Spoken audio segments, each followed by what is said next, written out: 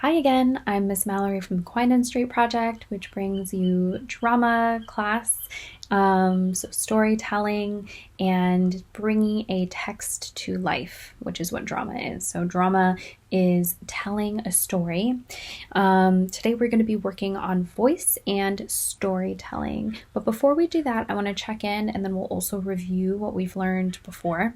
So first, and this is something that we would be doing at the beginning of every class if we were together. I would ask you how you're feeling. So let's first check in and I want to see how you're doing. So if you can, summarize how you're feeling in one word and physicalize it. So you can either give me a snap or you can show me with your face or your voice or your body how you're feeling right now. So tell me one word that describes how you're feeling. I'll go first. So again, I'm Miss Mallory, and today I am feeling hopeful. So let me put that, let me physicalize that. So again, I'm Miss Mallory, and today I'm feeling hopeful. So go ahead, it is your turn.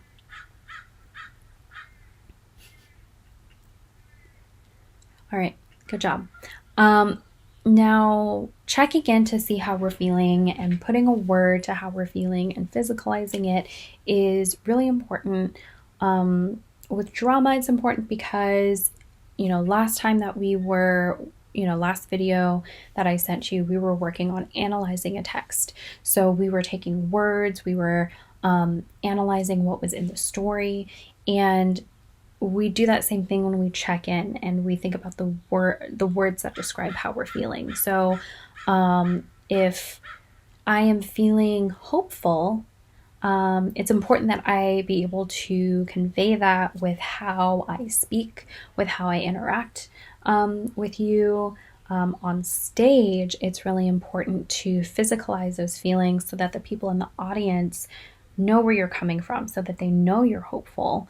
If the line or if the play is a sad play, then you should be able to convey that. You should be able to bring that out in how you're performing it, how you say it. Same thing if you're happy. If you're happy, it's good to recognize these feelings, and it's good to be able to vocalize it and say it out loud, not only for drama and for drama class and for acting, but for everyday life. So if you are feeling sad, if you are feeling hopeless, if you are, feeling nervous or anxious about something, it's always important to say those things out loud and to have, the message that you're sending match what you're feeling, so that people around you know where you're coming from, and so they know how you're feeling. If you are offended by something, it's good to say it, and to vocalize that. So if there's anything that drama has taught me, it's being able to tell a story with my words, and using that story to inform other people, what's going on. I think it's important to let people know what's going on, and that's why we check in. All right, so let's go ahead and review a few things. So we know that drama is acting out stories, telling stories. Do you remember what the tools of an actor are? There are 3 that you have on you already. You don't need anything else. You have 3 tools. You're an actor. So you have 3 tools of an actor, and what are they? So it's this, and this. So the 3 tools of an actor are your body, your voice, and your imagination. Again, the 3 tools of an actor are your body, your voice, and your imagination. We also learned what it means to work together. So what word means working together? It starts with an E. It's a French word. We learned it last time or the first week. So ensemble, ensemble. Ensemble means working together, which is really important in drama and in theatrical productions and just in everyday life is working together. Knowing that you can't carry the whole burden and that there are people there for you to help you. So that's what ensemble means, is working together. We also went over the 5 W's. So the 5 W's are who, what, when, where, and why. Again, who, what, when, where, and why. And we discussed that in the last lesson in looking at the story, which is Drum Dream Girl. And we talked about who it was about, where it might have been set, when it might have been set, what the story is about, who it's about, and why. Why are we telling the story? So the 5 W's are really important when you are acting or when you're telling stories, because it gives a purpose to these stories, and it helps the audience figure out what's going on. So again, the 5 W's: who, what, when, where, why. We analyzed the text, which means that we understood how actors understand the words they speak to tell the story, which is why we analyze the text in the first place, right? Because as actors, we have to understand the words, and this goes back to checking in at the beginning of class. We have to understand the words that we're speaking in order to tell the story. If you don't know what the story is about, if you don't know what you're talking about, then you might not be able to tell the story in an effective way. So that's why it's good to research. A lot of actors research the stories. Actually, pretty much actors research the stories that they are telling before they go on to perform it, finally. And finally, we learned objective and intention. Do you remember what objective means? If you do, please tell me. What is objective and what is intention?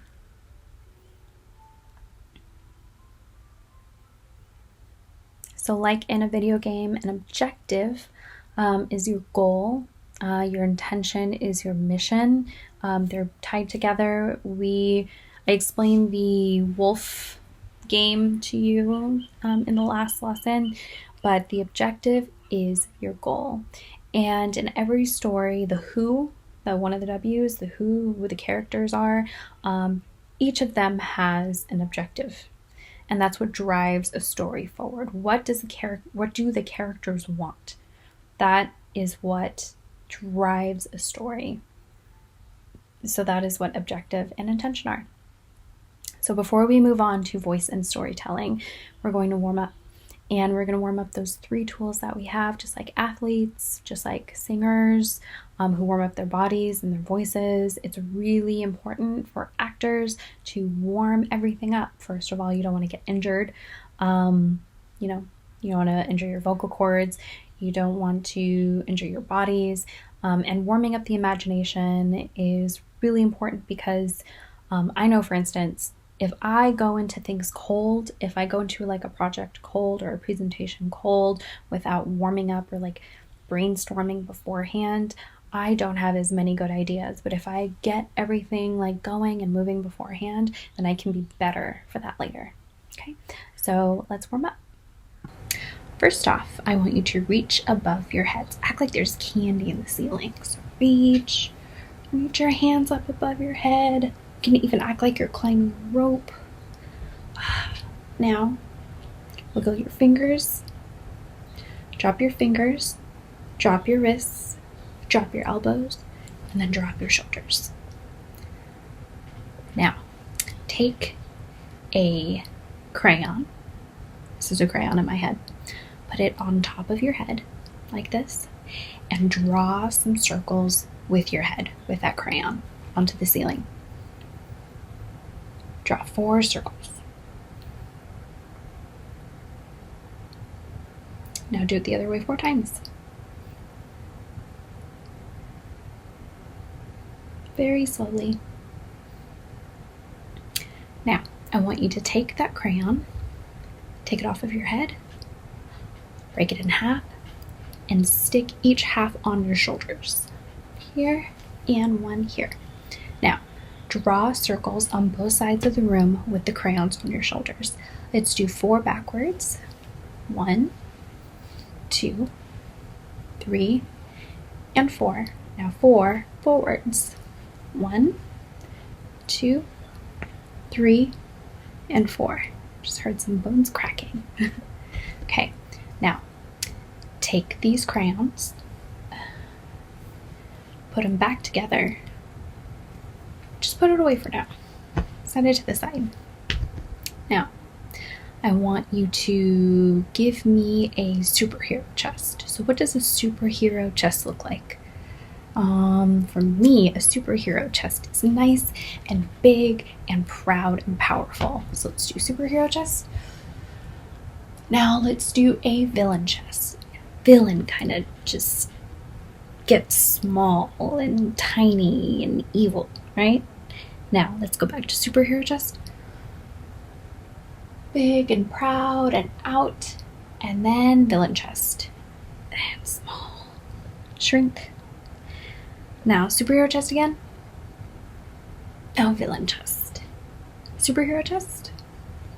Now villain chest. Oh, okay, good job.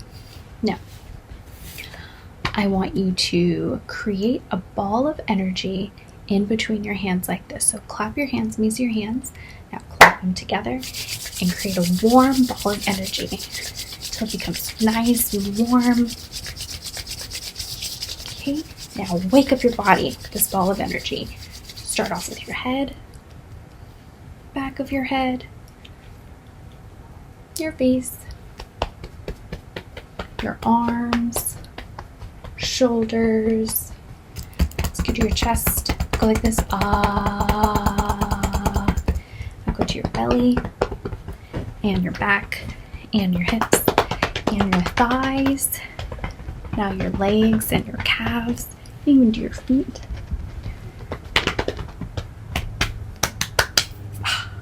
Okay, now I want you to warm up your face. So make your face nice and big like this. Eyes big, mouth big. Now small. Big. Now small. 2 more times. Big. Now small. Big. And small. Okay. Now, we need to warm up our voices and our mouth. So, first you're going to blow your lips out like a horse, but don't make any sound and don't make any vibrations with your mouth. You just go like this.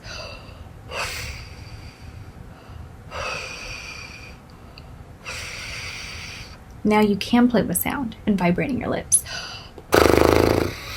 Play with some sound.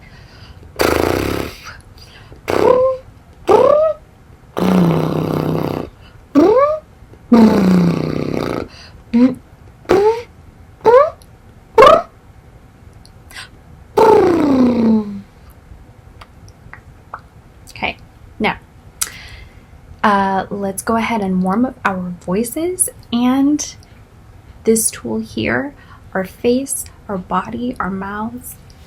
We're going to do this by going through the alphabet. So with every letter that you say, don't just say A. I want you to use your entire face to do the alphabet. So if I say A, it's A. So make sure to use your cheeks and your lips and your nose and your eyes to do the alphabet. We're going to start at the beginning. Ready? A, B, C, D, E, F,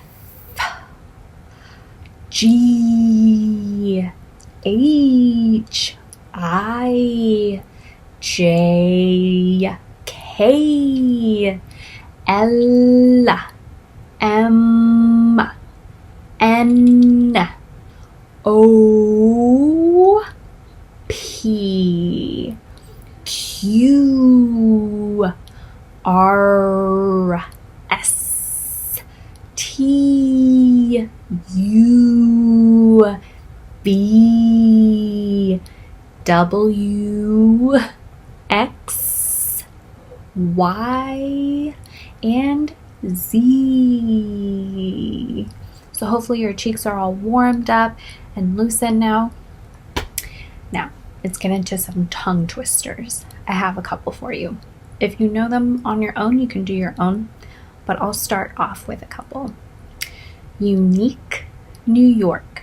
You know you need unique New York. Now say it again with me.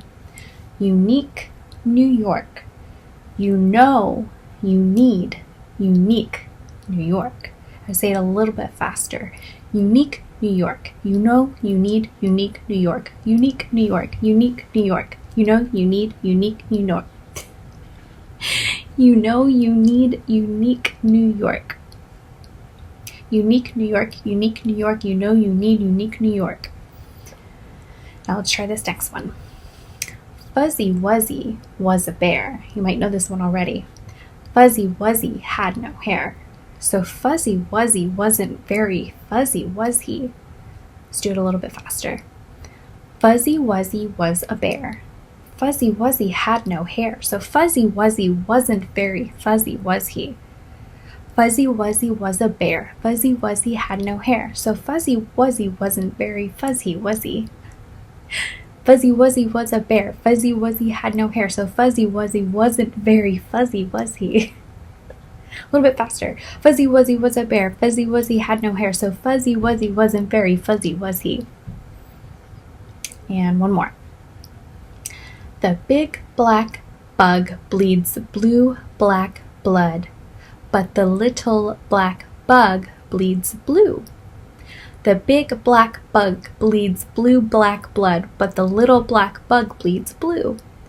The big black bug bleeds blue-black blood, but the little black bug bleeds blue. A little bit faster. The big black bug bleeds blue-black blood, but the little black bug bleeds blue. Oh my gosh. Good job. Give yourselves a round of applause. All right, we are going to dive into voice first. So voice is important when it comes to acting because how you use this tool can really change a story's character entirely. If I were a drama teacher who talked like this and I was like quick and fast and really energetic, I would be a completely different person. Or if I talked like this as a drama teacher, actually, I feel like this would be more of a history teacher vibe. It's completely different, right? So a voice can completely change a character in a story. Now, this also, I also want to introduce something new, and it is called subtext. So let's break this word down. If you don't know it already, subtext. So if you think of sub, what do you think of? What does sub mean? Let's think about the different words that have sub in it. Submarine, subway, substitute. That can mean under or behind somehow. And then you think of the word text. So if this is text and you have subtext. Sounds stupid, right? But think of what is behind the text. Think of what is under or behind the words. So subtext is the meaning behind the words. And again, the voice can change that subtext. The voice can change what a character really means when they say something. For example, if I were your best friend, and we were in a fight, or, yeah, in the middle of a fight or something, and you said to me, "I'm sorry," and I said, "It's fine." Whoa. What is the subtext there? Am I fine? Am I okay? Doesn't sound like it. If we're fighting and, you say, "I'm sorry," and I say, "It's fine," or "It's fine," that completely changes it. It means maybe I'm fine, but I'm starting to get over it, right? It's completely different from "I'm fine." So subtext is the meaning behind those words. So the meaning of that first way that I said it, "I'm fine," I'm not fine. The meaning behind the last two ways that I said it, I'm starting to forgive. That's what subtext is. So I'm going to go ahead and explain an activity that we would usually be doing in class, but we can't because we're not physically together in the classroom, which makes me sad, but we're here. So it's called Expert a Translator, and you can play this with whoever you're living with. If you have any guardians or cousins or siblings with you in the house, you guys should try playing this because it's a lot of fun. So this exercise displays the difference between what you say and how you say it. It's about subtext, which, again, I explained is what we say underneath the words with our meaning. Usually would be an audience or stage formation. So some people would be watching and then some people would be participating. So we would have two people as the volunteers. We would have the expert and one translator. So if you have, three people in your house, two people can be, or one person can be expert and one person can be translator. In the audience would decide what the expert is an expert on.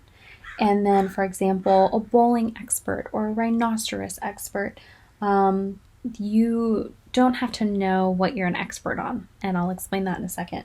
Like if I say be bowling expert, you don't have to know anything about bowling. The audience then asks the expert a question about their topic.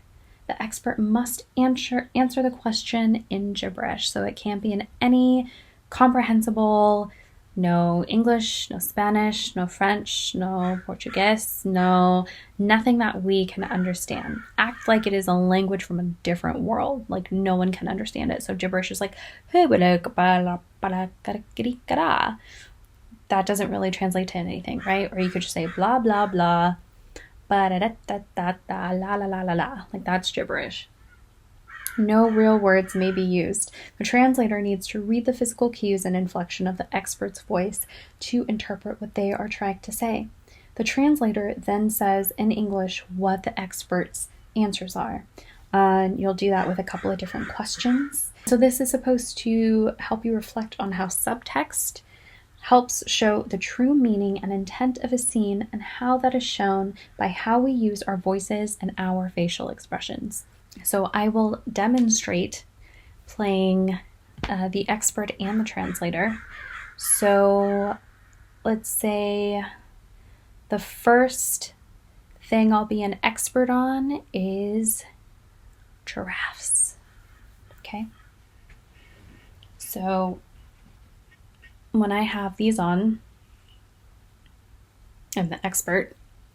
When I have them off, I'm the translator. Okay. So, expert on giraffes. Okay. So first, the audience would ask a question. So how about this? When I have these on, I'm part of the audience. Yeah, could you ask the expert if giraffes like humans? Will giraffes be chill with humans if they were like the only two species left on Earth? Okay.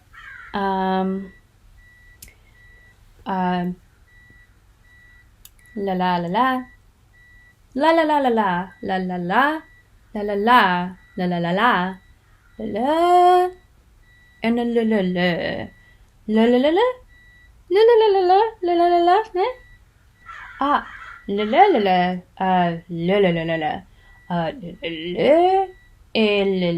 la la, la la la la la la la, ah, la, ah, ah, ah,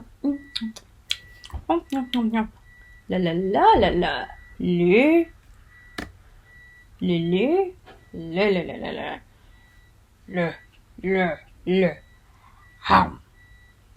The expert says that if giraffes and humans ended up being the last two species on Earth, it probably wouldn't work out because humans are always walking around, eating everything from everywhere and being greedy, that the giraffes will probably get really mad and eat the humans for being super greedy. So that is how expert and translator works. So I challenge you to play this game at home. You can try different subjects like country music or sports or science, astrology, anything that you can think of. So again, the point is to physicalize your answers without saying actual words so that the audience, so that the people watching, the people who are trying to like interpret what it is that you're trying to say, they can get what you're trying to say without having to hear actual words come out of your mouth. So that's what the point of expert and translator is. So feel free to play it at home. It's a lot of fun. Okay.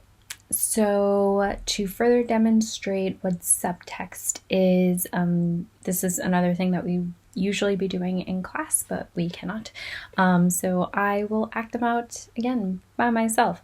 But at the end of this segment, I will go ahead and put on the screen the different mini scenes that there are. So you can hit pause and you can do them with anyone that's in your family or in your household and practice it doing that way to kind of fully understand what subtext means. So again, this is me, person 1 or A, and then this will be person B. The point of this exercise is again to demonstrate subtext. So there will be these different mini scenes, and what we would do is in front of class, I would have a couple of you stand up in front of class, read this scene out. It's very short.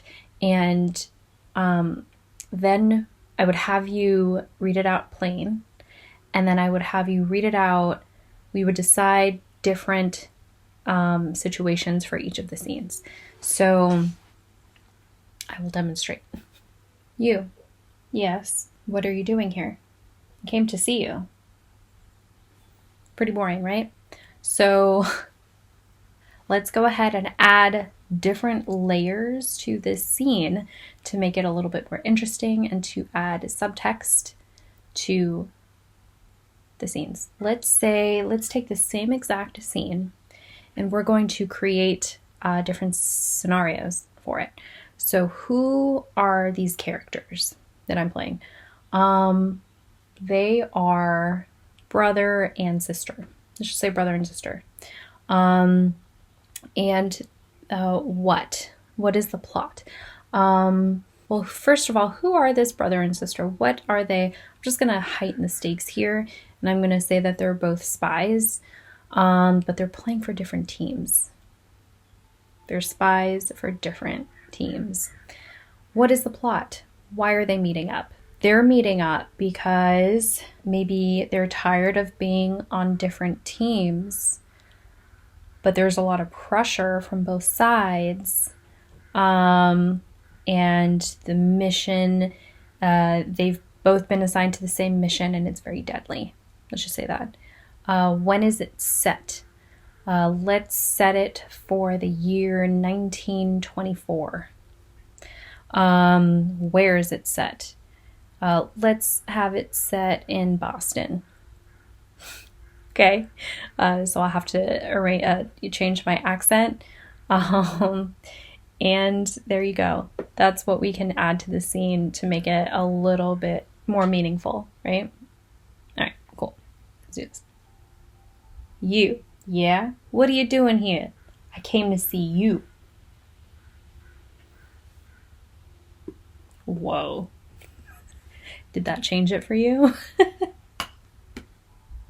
I'm going to do one more. Okay.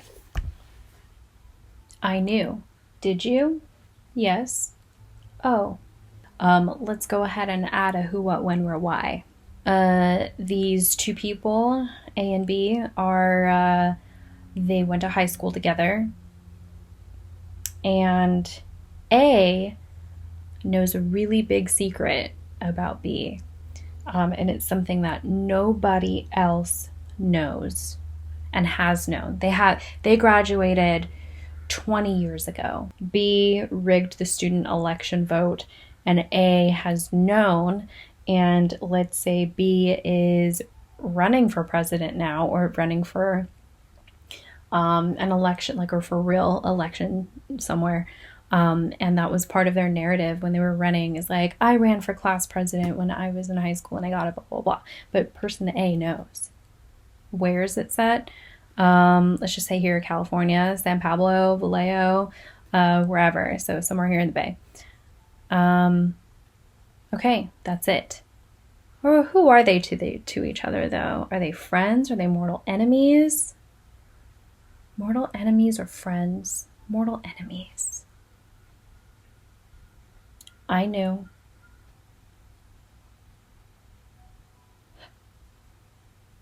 Did you? Yes.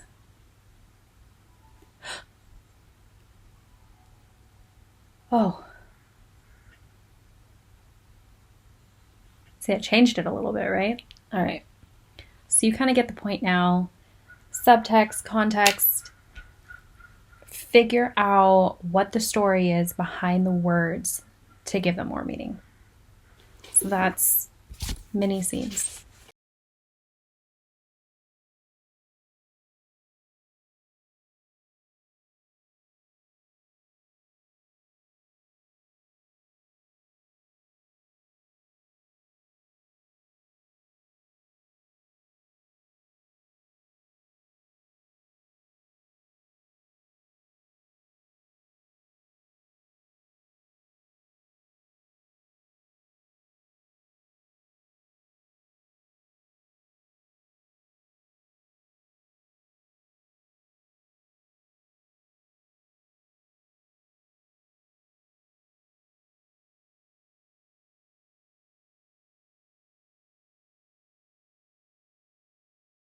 Okay, so now we are going to move on to storytelling. And this is going to help us understand different genres and telling a compelling story with a beginning, a middle, and an end. So in the beginning, we had talked about the 5 W's, right? You get who, what, when, where, not always why, maybe until the middle. We get introduced into the story. We get set into like a different time and place, and it helps set the scene for what we're about to witness or watch. When we get to the middle is usually where a conflict is introduced, and conflict is another word for problem. So again, a conflict is introduced, and usually a conflict comes in when the objective or the goal of two different characters doesn't match up, right? Or maybe when they're the same, but they're trying to go about it differently, something like that. It's a problem. It's something that raises the stakes and makes the story actually really interesting to watch. That's what happens in the middle. And then at the end, we get a resolution. We get some sort of answer to the problem. And I realize that doesn't apply to all stories because some stories have sequels. Some stories kind of like rewind. One of my favorite movies is Eternal Sunshine of the Spotless Mind. And it certainly does not start at the beginning. I mean, the beginning of the movie is certainly the beginning of the movie, how it was intended to be, but it starts near the end, actually, and it like goes backwards. So not every story is like beginning, middle, end. but in some sense, in life, in drama and movies and TV, there is some sort of beginning, middle, end. So that is the basic structure, which you probably know at this point. So I asked you to write some stories down. I said, think about or write about the first day of class or the last day of school on campus. And I told you about my last day on campus with you guys, how it was, a weird time because it was the beginning of March, and we knew that this, virus was now in the United States, and it actually kind of felt weird being out and about and still doing things regularly. I think the last time I went out to eat in a restaurant was that week. So I was talking about that. So what I wanted you to do, and I'll give you the next couple of seconds to go and get whatever you wrote down. I asked you to write about your last day on campus that you can remember, since that's probably pretty fresh in your brain still. So this is a good time to ask you to go and get your stories, and we will get back to that in a little bit. So first, I wanted to explain the activity that we would be getting into if we were in class right now. And again, any of these activities and games you can do with your family at home, or even with your friends over Zoom or over FaceTime. So, Storyball. What we would do is we would be in a circular formation. I would start a story with once upon a time, which is sometimes how the beginning of stories start. Then I would toss the ball to a student in the circle. Then the student must add to the story until they're out of ideas, then throw the ball to someone else. And then you complete it continue until the story is complete. You could use prompts like until one day or an every day after that to kind of move the story along. So that's what that is. And we would usually create 3 to 5 stories together. So if you can at home, you can try this Storyball activity. Again, you're in a circle, or if you want to do this over FaceTime or Zoom with your friends or your classmates, then you would start a story. For example, I would say, once upon a time, there was a big giant baby, and its hair was made of limp macaroni noodles, not covered with cheese. It was really sad. And then one day, this big baby decided to throw a fit because it did want its macaroni noodle hair to be covered with cheese and thought it was unfair that it didn't have that. And so the big baby threw a fit, and I mean, it was a giant baby, like gigantic, like Godzilla-sized baby, in diapers, just smelly and crying all the time. Just, if you can imagine a really large, gigantic baby walking around downtown Oakland, just stomping on things and being mad, macaroni shell hair. And then one day, its very tiny mother came up to it and said, "Hey, big baby, macaroni haired baby, stop doing that." And then maybe I would like pass the ball along to someone else, so that they could continue telling the story. And then the next person might be like, yeah, and then tiny mom came up and said, "Hey, you, stop throwing a fit, big baby." And then the big baby got even more upset when he cried. He cried gravy. And then he flooded the streets with gravy. And then maybe that person would pass the ball along and would say, and then the entire city of Oakland got to drink gravy. So maybe it wasn't such a bad thing for the gigantic baby to cry. The end. I don't know where I came up with that, but that is the idea of Storyball, is just to come up with something off of the top of your head it could come from nowhere. But just use your imagination. Don't be afraid to be silly or weird about it. Because I feel like I would actually watch that movie. Anyway, okay, so that's Storyball. Try it out. It's fun. And if you are the creative type, if you are a writer, an aspiring writer, this is a really good way to just start thinking about things that you want to write about or see happen in the form of a play, or I don't know, that you guys do TikTok or something like that. I'm not as hip to TikTok. I get it, but I'm not on it. But this is a good way to just get those creative juices flowing. So try Storyball.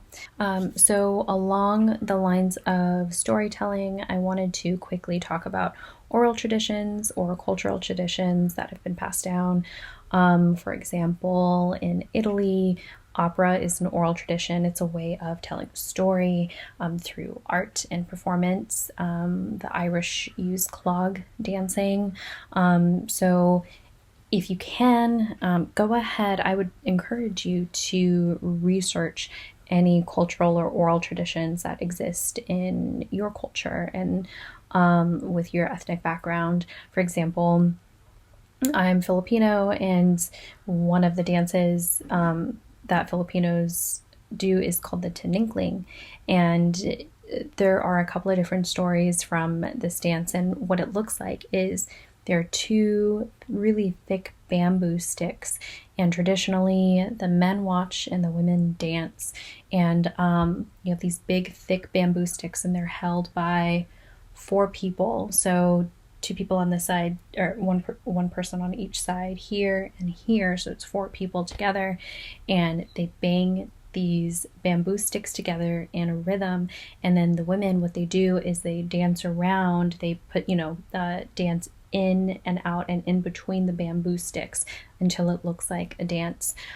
It is said that it was named after the tikling, which is a bird, and that rice farmers used to put bamboo sticks in their rice fields to discourage these tiklings, these birds, from ruining their rice farms. So they would put the bamboo sticks together to scare the birds away. One story even goes even further back to the Spanish colonial era, where the King of Spain, when he would order the Filipinos to go and work in their rice fields, when the locals were ordered to work on these large plantations, people who didn't follow his orders or worked too slowly were given a punishment, which it was to stand in between 2 bamboo poles.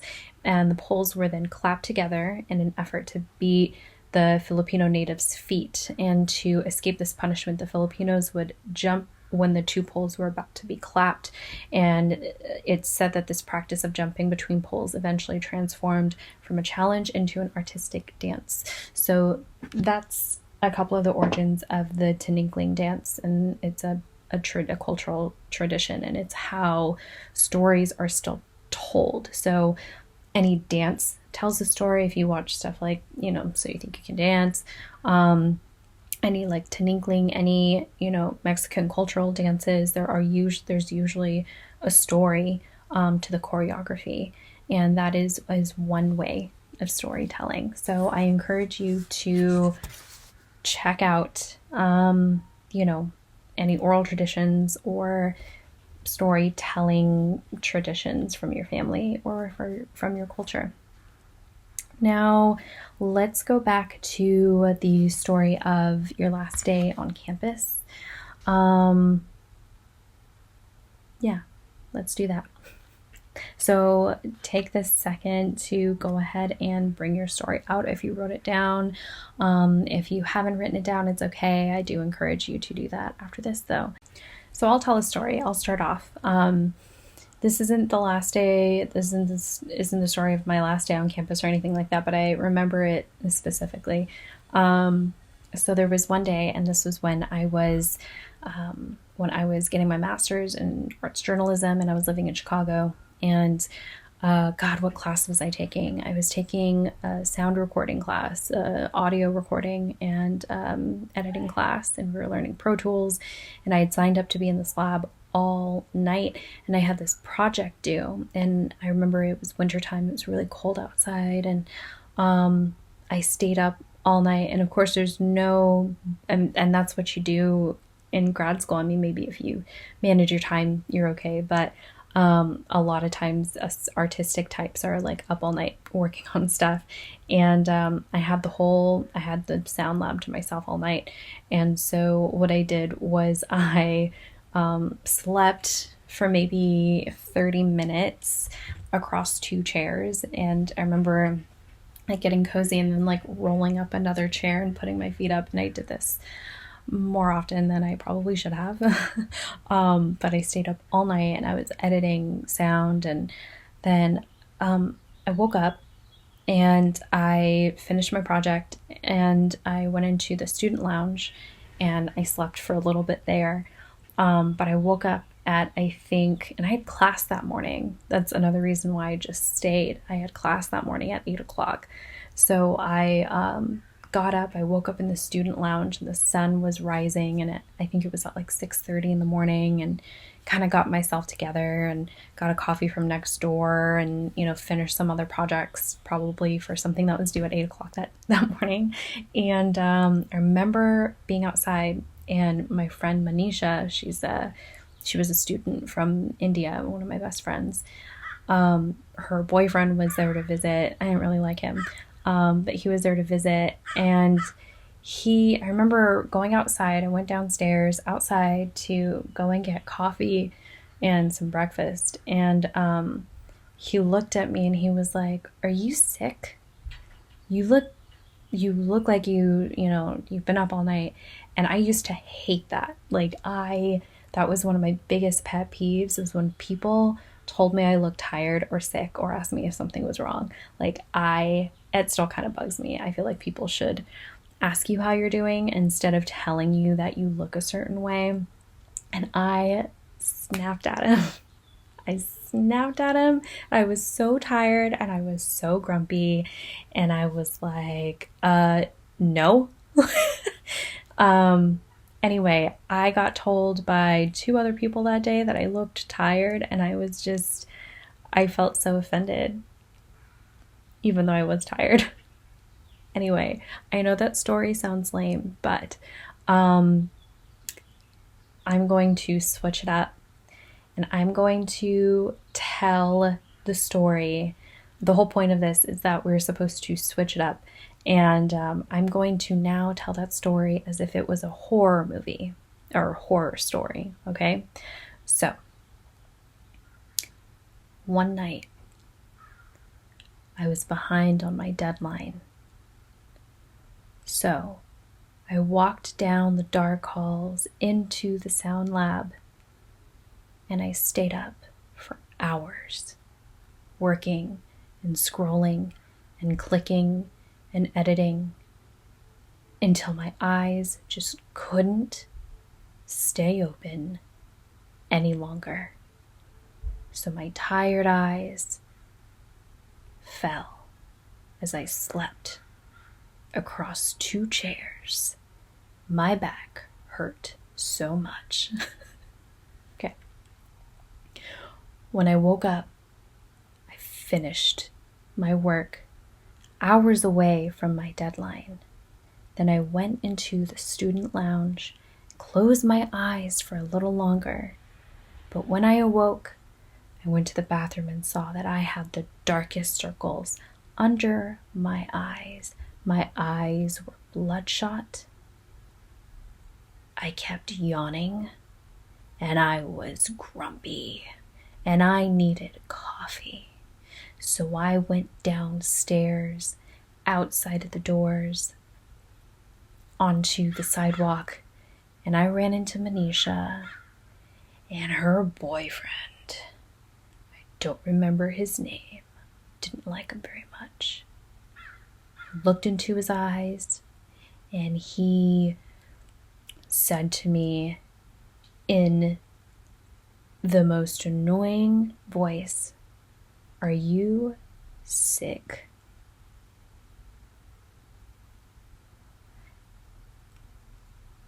So I opened up my eyes really wide and I opened my mouth to reply to him.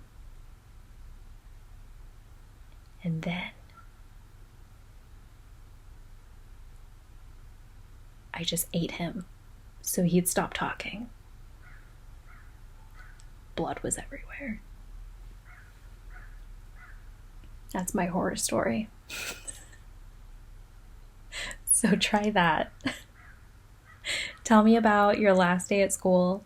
Tell me about your first day at school. Tell me about a day of summer last year. Something that sounds like it would be, I don't know, maybe even kind of boring to anybody else. And then switch genres. So tell the story as if it were a comedy.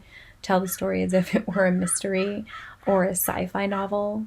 You could add details in there that maybe didn't exist before. You could add aliens or spaceships, or just say it in a different type of voice to make it seem like it's a different genre. So that's what we would be doing in class if we were together, but we're not. All right, so before we go, let's go ahead and check out. I want to go ahead and see how you're feeling at the end of this class today. At the beginning of class, for example, I was feeling hopeful and I said, I'm feeling hopeful. And now at the end of class, I am feeling exhausted, kind of. I'm kind of exhausted. So this is what it looks like. I'm Miss Mallory and I'm exhausted. So, one word, tell me how you're feeling. All right, so you have a couple more videos coming your way and then we are done for the school year. Thank you so much for hanging tough with me and going over a couple of different lessons in one class. I know it's a lot, but yeah, it takes a little bit of, preparation, and I also edit these videos too, and it takes a little bit, but I hope you're doing well. I hope you're doing okay, and just keep going. You're almost to the end of the school year, so good luck, and I will get another video out to you very soon. On the count of 3, say drama class. 1, 2, 3, drama class.